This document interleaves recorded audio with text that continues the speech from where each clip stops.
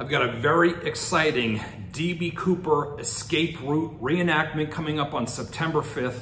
Let's talk about it.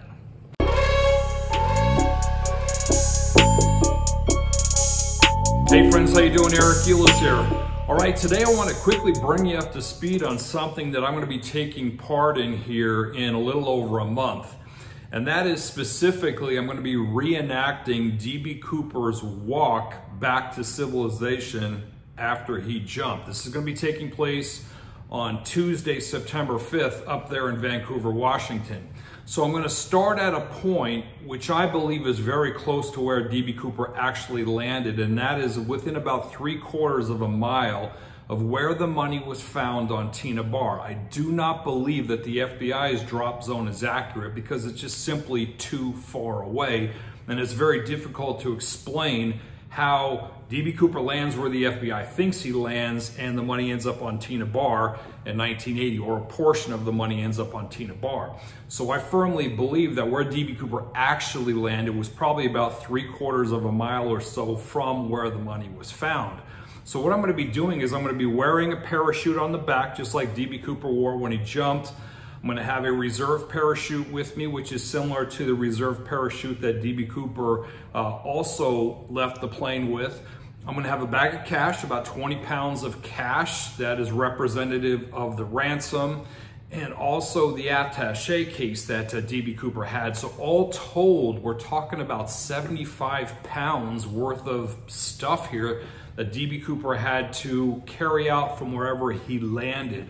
Now, the reason that I say he carried it out from wherever he landed is simply because it's never been found, and there is no plausible reason or explanation for the stuff not having been found if it was simply strewn about the ground somewhere or thrown behind a sticker bush or something of that nature. I firmly believe that when D.B. Cooper was descending from the clouds in the Vancouver area there, that his immediate concern was, quite frankly, does anybody see him? Can anybody see me on the ground descending from the clouds? That's what I would be thinking. Even though it's, relatively sparse in terms of population, he still has to be concerned about that. So my belief is that as soon as he landed, he immediately rolled up that parachute and took everything with him, still attached to his person, and just got the hell out of Dodge just in case, 30 or 40 minutes later, a police officer or a sheriff shows up to check out, whoever was jumping from the clouds that night. So having said that, I'm going to basically be wearing all this stuff and start at a point again about on the Fazios property. And the Fazios property was where the money was found, but the Fazios own quite a bit of land there. So I have talked with the Fazios and gotten permission to do this there. But I'll start on a point on their land about 3/4 of a mile away from Tina Bar where the money was found. And I'm going to have everything attached to me, and I'm going to walk with that 75 pounds worth of stuff, the 3/4 of a mile or so, to Tina Bar. I'm going to take all the stuff off of me, and I'm going to bury it. I'm going to replicate what D.B. Cooper would have had to have done arriving at Tina Bar. I'm just going to use whatever implements I can find on the beach, whether it be a rock, whether it be a stick, something of that nature there. Probably use my hands to carve out, I would assume would be 3 or 4 holes to, bury the money, bury the parachutes, bury the attaché case, a few of those things. And then once I've done that, I'm going to get on the road and start walking back to civilization, walk to Vancouver, Washington, which is, obviously he had to get back to civilization. And that walk is about 8 miles. So the totality of the walk is going to be approximately 9 miles.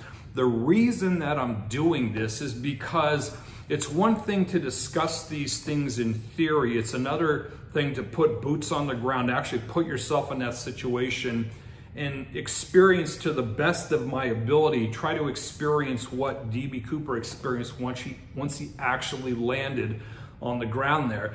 I've maintained that it wasn't easy. I mean, we know that the guy was probably somewhere in his 45 to 50 year range in terms of age. We know he was fit. He wasn't overweight, but he was fit.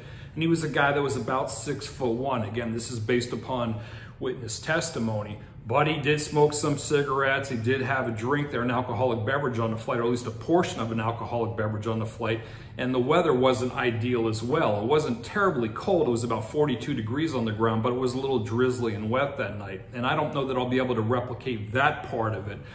But I am curious to see how difficult it's going to be for me at my age. I'm 57 years of age. I'm a little bit bigger than D.B. Cooper was. I'm 6'3" and he was about 6'1", but nonetheless, it's probably pretty comparable. I don't smoke cigarettes or anything of that nature, but I think I'm probably fairly representative of where D.B. Cooper was based upon what we know of the guy.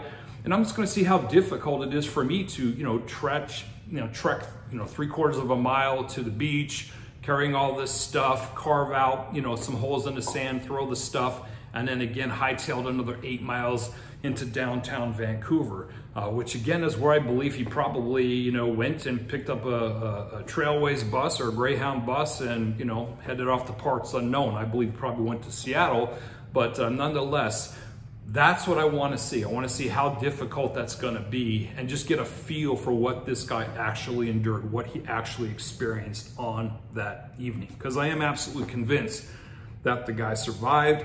And I'm absolutely convinced that the money on Tina Barr was buried by a human being. And if the money on Tina Barr was buried by a human being, in all likelihood, that human being was D.B. Cooper himself. So I am going to be broadcasting part of this live on YouTube. This will be the first time I've done this on YouTube. So I'm going to be broadcasting part of my walk live on YouTube and also live on the D.B. Cooper Mystery group that we have on Facebook. So if you're not a member of the D.B. Cooper Mystery group on Facebook, I encourage you to join the group and you'll be able to see part of it there as well. And there are a lot of other things that we have on the D.B. Cooper Mystery group as well. So feel free to check that out. And I will also be discussing this more at CooperCon 2023, which will be taking place in Seattle, November 17th, Friday, November 17th through Sunday, November 19th.